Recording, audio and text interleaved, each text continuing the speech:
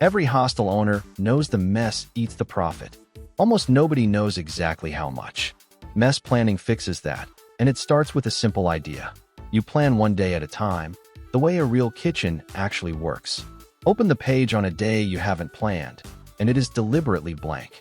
No guesses, no estimates, nothing filled in for you.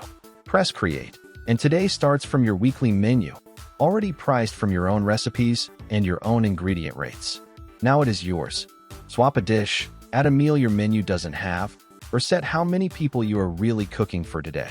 Guests, a quiet exam weekend, whatever the day looks like. When it is right, finalize it. That is the moment it counts, because SastyBed never invents your food cost. It predicts it from the days you finalized yourself.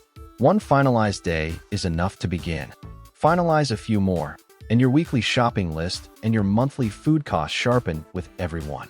Real quantities, at your rates, for the people actually eating. And tomorrow stays blank until you say what is cooking. Because the kitchen is your call, not the software's.